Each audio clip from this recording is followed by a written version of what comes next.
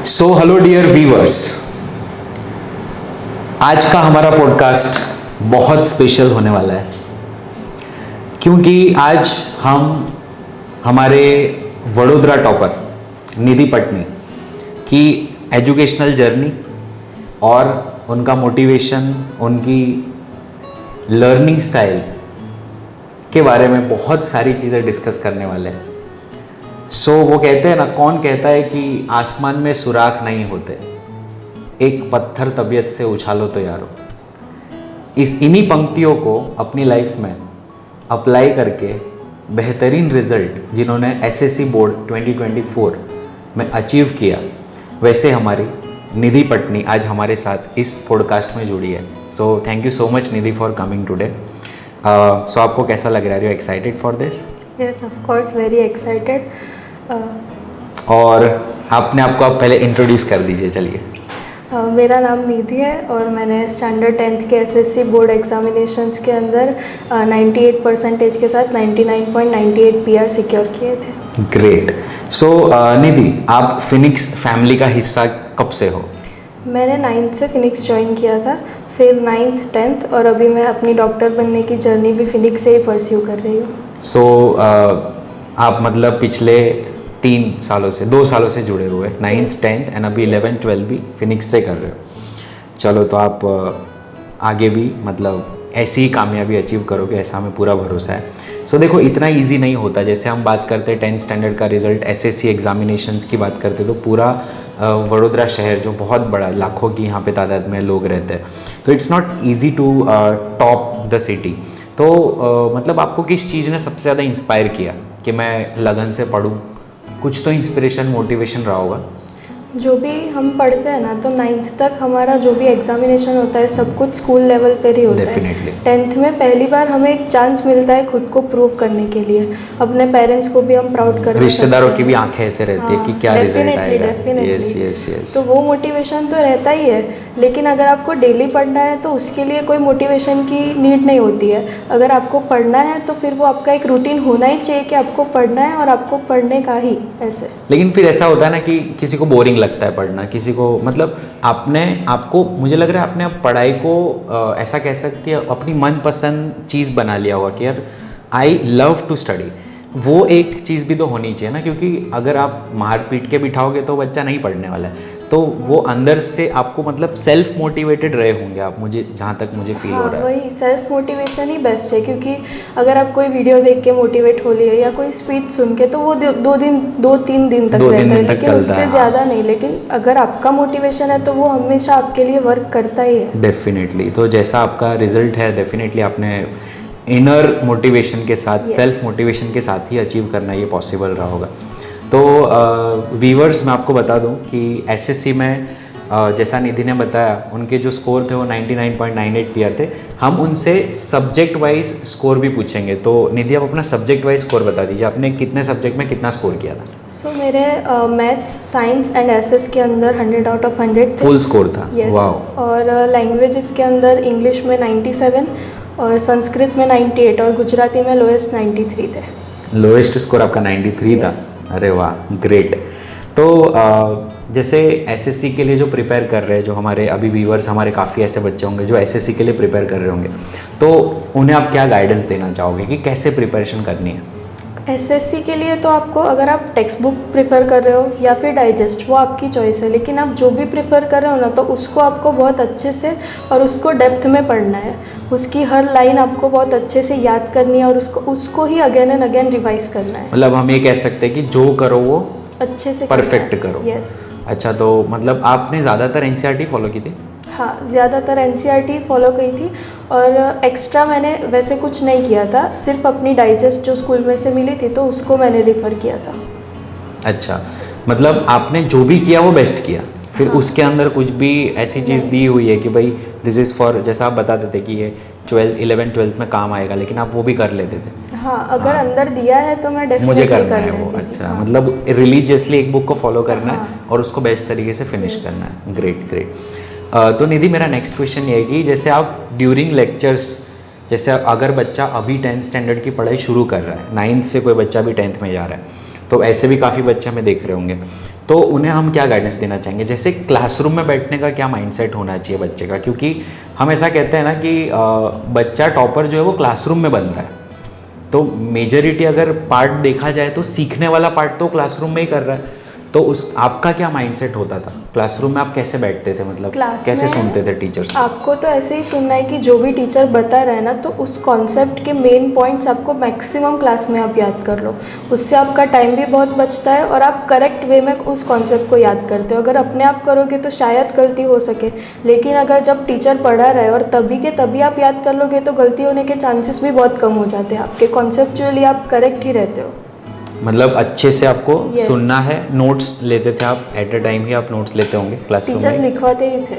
अच्छा, ओके। तो लिखते लिखते आप पढ़ते थे पूरा। एंड हाउ अबाउट रिवीजन, मतलब हाउ ऑफन, जैसे सेम डे आप रिवीजन करते थे?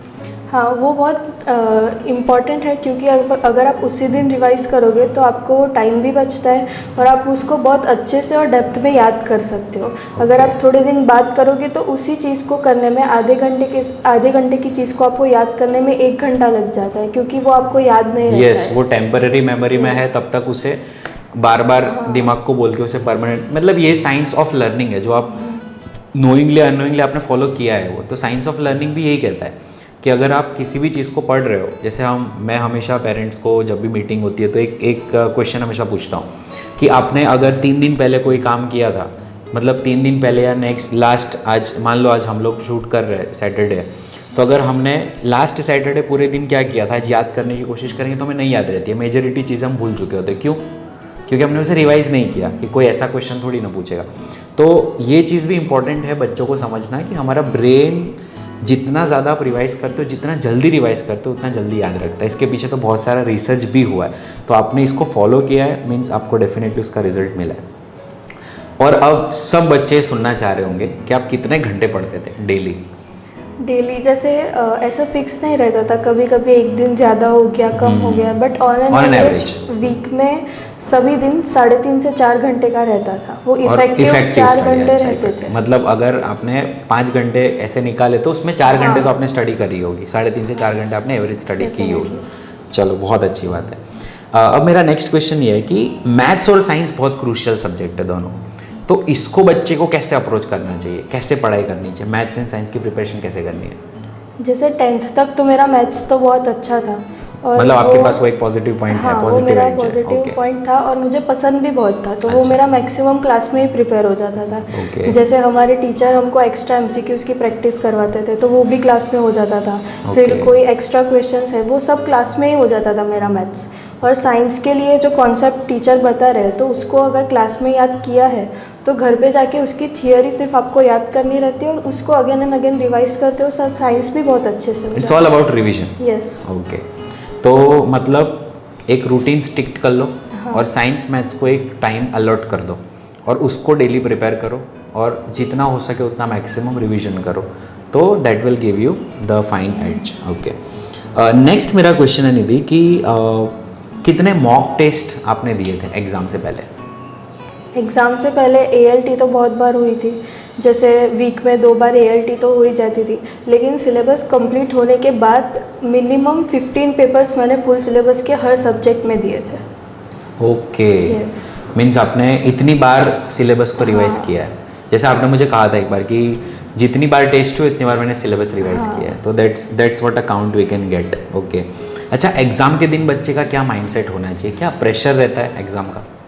अगर फिनिक्स का बच्चा है तो नहीं रहेगा क्योंकि इतने मॉक टेस्ट हो जाते हैं ना कि एग्ज़ाम के दिन आपको एग्ज़ाम का तो प्रेशर नहीं होगा। हाँ, वो हो सकता है कि बोर्ड है तो थोड़ा आपके बैक ऑफ द माइंड में रहे, लेकिन एग्ज़ाम की टेंशन तो नहीं होती है। बस अच्छा। आपको अपनी प्रिपरेशन पे कॉन्फिडेंस रखना है और जितना काम रह सकते हो उतना काम रहना है। क्या कभी ऐसा हुआ है कि जैसे एग्ज़ाम के दौरान कुछ भूल गए, तो मतलब कैसे हैंडल करते हो? क्योंकि वो तो एक ट्रेमेंडस प्रेशर रहता है ना, मेन एग्ज़ाम्स हो या बोर्ड एग्ज़ाम्स हो, कुछ याद नहीं आ रहा है, कुछ क्लिक नहीं हो रहा है, तो कैसे उसको हैंडल करते हो उस प्रेशर को? ऐसा मुझे SS जैसे सब्जेक्ट में होता था। अच्छा। क्योंकि उसमें मोस्टली सब Theoretical थियोरेटिकल रहता होता है, है। सही है। तो अगर 1-2 क्वेश्चन आपको याद नहीं भी आ रहे हैं तो उसको छोड़ देने का और पूरा पेपर अच्छे से कंप्लीट करके फिर उसको टाइम देने का।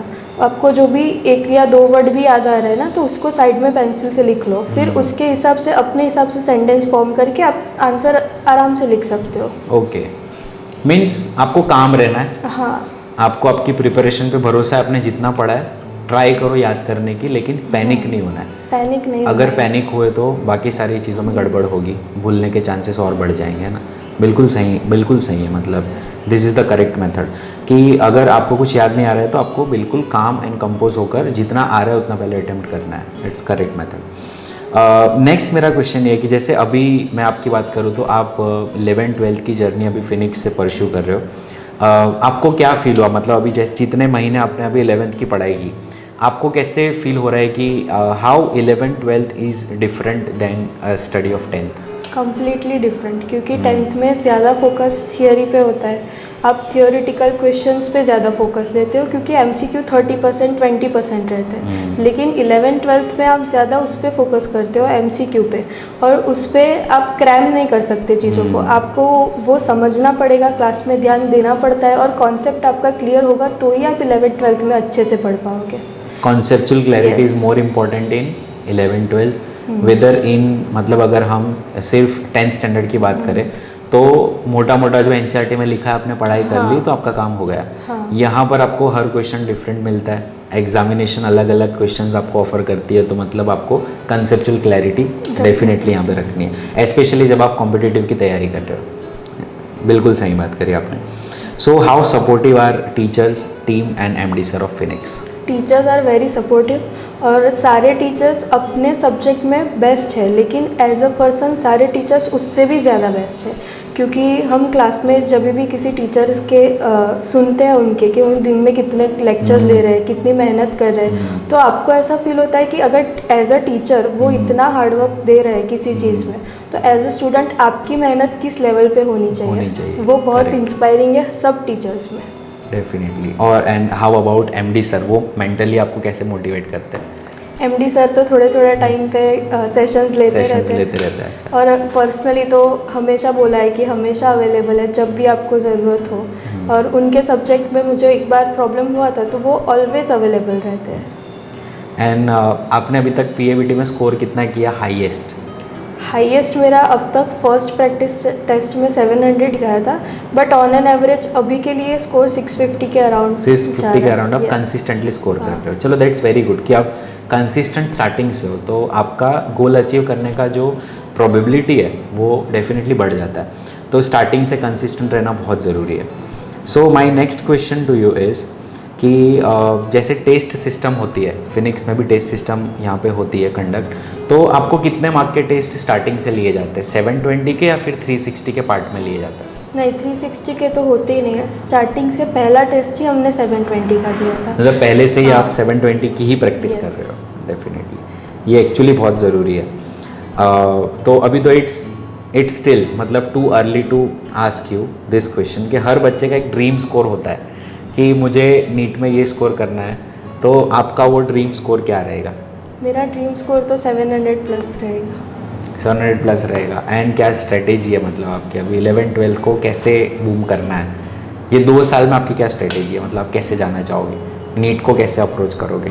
बस मतलब अभी जो आपके strategy फ्रेंड आपको सुन रहे होंगे उनके लिए, जो अभी नीट में तैयारी कर रहे हैं, अदर स्कूल्स में बच्चे पढ़ रहे हैं, उनके लिए उनको आप क्या सजेशन देना चाहोगे as a science student now?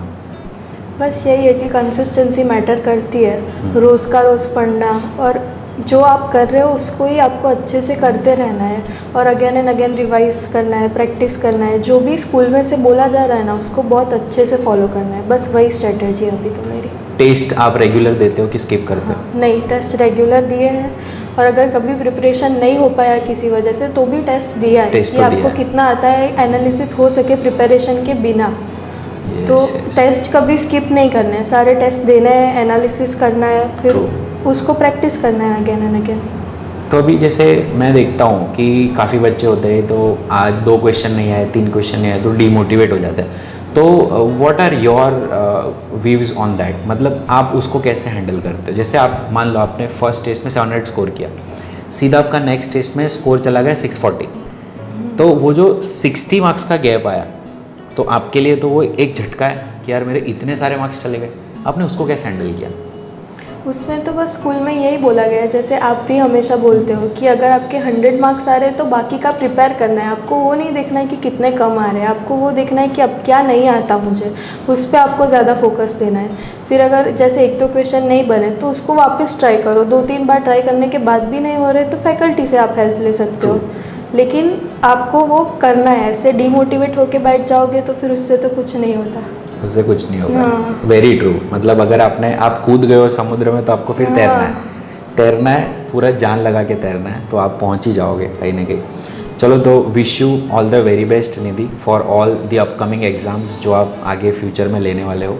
And हम ऐसे और पॉडकास्ट फ्यूचर में करेंगे, बिकॉज आई वांट कि हम ऑडियंस से कनेक्टेड रहे, और हमारे बहुत मतलब अच्छे ऑडियंस है, बहुत सारे अच्छे स्टूडेंट्स हैं, आपके फ्रेंड्स हैं हमारे यहाँ पे, फिनिक्शियंस है, नॉन फिनिक्शियंस है, सभी सुनते हैं, सभी वॉच करते हैं, तो हम उनके लिए स्पेशली मिलेंगे डेफिनेटली अगले पॉडकास्ट में, और वहाँ पे हम डेफिनेटली साइंस की ज़्यादातर बातें करेंगे, है ना। तब तक के लिए thank you so much for coming. Thank you.